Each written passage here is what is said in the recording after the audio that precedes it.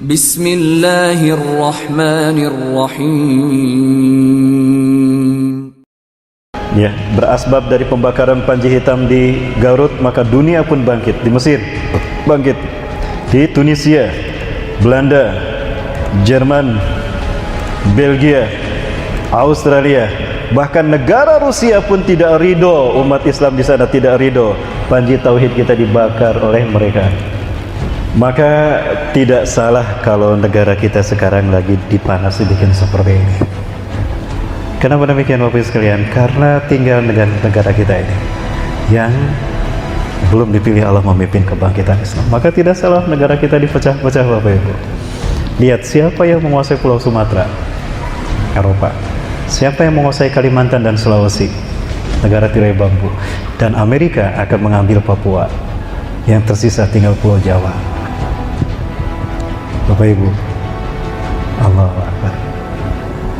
Maka tidak salah kalau Rasulullah SAW menyampaikan sebagai salah satu tanda kebangkitan Islam telah dekat dan tanda kiamat telah dekat kepada umat manusia.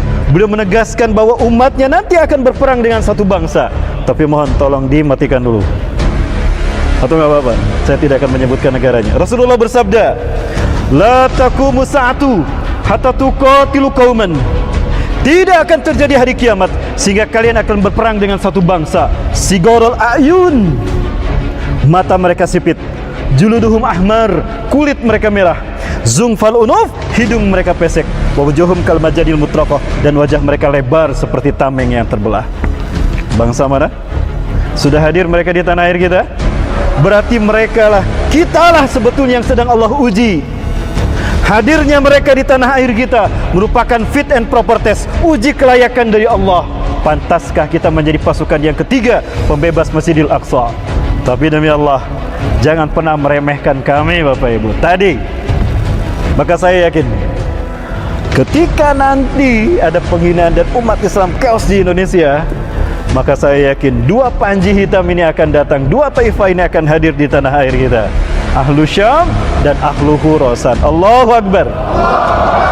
Pertanyaannya, kapan itu terjadi Bapak Ibu? Wallahu a'lam bishawab.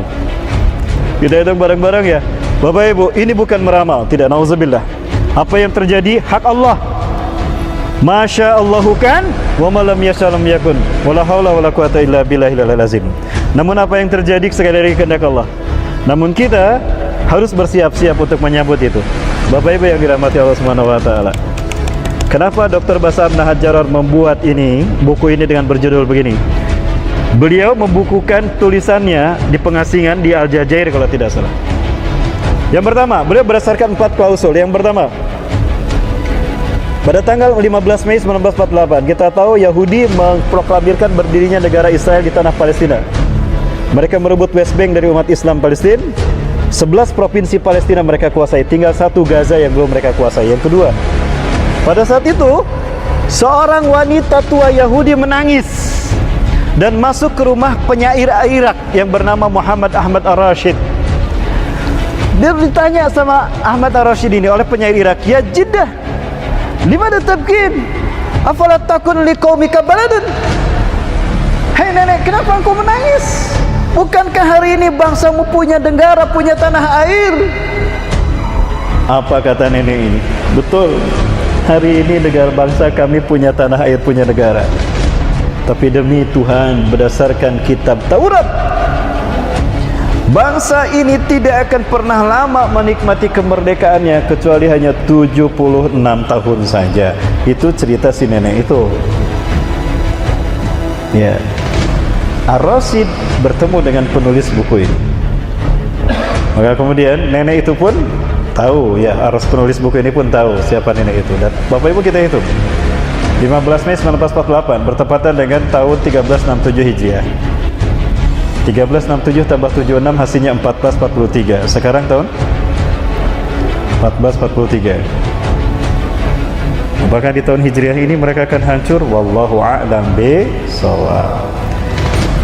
1443 bertepatan dengan 2022. Sekarang 2021. Berarti tahun depan, apakah tahun depan itu Israel akan hancur?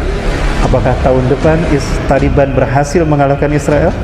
Bukankah tadi pemimpin Taliban mengatakan Hibatullah Akhundzada, pemimpin yang ketiga dari pemimpin Taliban setelah Mullah Umar dan Akhtar Mansur. Mullah Umar memimpin Taliban dari sejak berdiri 96 sampai 2013. Vakum 2 tahun, 2015 sampai 2016 dipimpin oleh Akhtar Mansur, syahid beliau, ya. Kemudian 2016 sampai hari ini dipimpin oleh yang ketiga, Hibatullah Akhundzada. Taliban mengatakan, setelah Afghanistan kami bebaskan, berikutnya yang akan kami bebaskan adalah Palestina. Berarti Israel akan berhadapan dengan Afghanistan. Apakah tahun depan Israel akan hancur? Wallahu a'lam bishawab. Yang kedua, Bapak Ibu, di dalam Al-Quran satu-satunya surat yang tadi kita bahas yang berbicara tentang kehancuran Yahudi, hukuman dari Allah untuk Yahudi, ada di surat Al-Isra ayat ke-4 sampai ayat ke-8 dan 104. Ya. Tahukah kita Bapak Ibu? Kalau Bapak Ibu coba hitung silakan.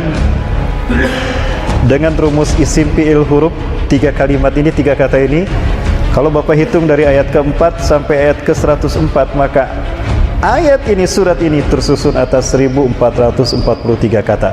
Mulai dari ayat ke-4 sampai ayat ke-104. Apakah ini kebetulan? Tidak, ini isyarat nubuah dari matematika Quran. Yang keempat, Bapak Ibu sekalian, yang ketiga Bapak Ibu, pada tahun 1982 Israel berhasil memerangi umat Islam Palestina. Dataran tinggi Golan berhasil dikuasai oleh Israel. Libanon kalah pada saat itu. Di ceramahnya, Perdana Menteri Israel pertama perempuan, Menachem Begin, yang kejam, berkata, setelah tahun ini kemerdekaan kita tidak akan pernah lama. Berdasarkan nas-nas dalam Taurat kita, kemerdekaan kita sejak tahun ini hanya tersisa 40 tahun lagi. Itu tahun 82, tambah 40 berapa? 2022. Apakah ini sebuah kebetulan? Wallahu a'lam. Yang keempat, yang terakhir Bapak Ibu, komet Halley. Bagi orang Yahudi, ini mengisyaratkan 2 hal. Apabila komet Halley terlihat, komet Halley itu muncul terlihat di bumi apabila ada pada titik yang terjauh. Siklusnya, komet Halley akan ada pada titik terjauh dari orbitnya, itu 76 tahun sekali. Dan bagi orang Yahudi, komet Halley mengisyaratkan 2 hal. 1, kehancuran satu bangsa. 2, kebangkitan satu bangsa. Kita pakai angka 76 dari siklus datangnya komet Halley. Jika angka 76 kita tambahkan ke angka Hijriah, kehancuran Israel berdasarkan buku tadi, 1367 ditambah 76, 2022, analisa kehancuran Israel. 19 dan tahun Masehinya adalah 1948. Israel memproklamirkan diri di tanah Palestina. Tambah 76, 2024. Jika 2022 angka analisa kehancuran Israel, maka 2024 adalah angka analisa kebangkitan Islam. Betulkah Islam akan bangkit tahun 2024? Baik, itu hanya prediksi. Hanya prediksi. Mau kita hitung? 100 tahun sekali setelah Rasulullah SAW wafat, Allah berjanji, Rasulullah berjanji akan datang seorang mujadid, seorang reformis, bukan nabi, bukan rasul, mujadid, reformis. Tugasnya 1, membersihkan Islam dari perpecahan dan paham-paham sesat. Tidak ada lagi ahlus sunnah, ahlul bidah, yang ada semuanya ahlus sunnah, semuanya muslim. Tidak ada lagi perpecahan, firqah-firqah, tidak ada. Semuanya satu ummatan wahidah. Allahu Akbar. Yang kedua, Islam akan memimpin dunia di masa kehadirannya. Yang ketiga, umat Islam akan hidup aman, sejahtera dan kaya raya. Karena Rasulullah mengatakan, wa yubsirul mal sihahan la yu'addadah. La yu'addadah. Dia akan membagi-bagikan harta tanpa menghitungnya, maka umat Islam akan kaya raya. Alhamdulillah. Ya, Bapak Ibu yang dirahmati Allah, saya bertanya, abad kepemimpinan Islam sebelum kita ada di tangan siapa? Turki. Sepakat Turki? Turki berakhir tahun berapa? 1924. Betul ya, 1924 ya? Andai kata, ini hanya andai kata saja. Boleh kan berandai-andai? Andai kata 1924 adalah angka kejayaan terakhir umat Islam memimpin dunia. Berarti abad berikutnya kapan Islam akan memimpin? 2024. Tadi angka 2022 prediksi Dr. Basam Nahajaror, Israel hancur. 2024 prediksi Islam bangkit. Kalau Islam bangkit berarti Palestina bangkit. Israel hancur, Palestina bangkit. Sekali lagi, Taliban sekarang telah dekat ke Palestina.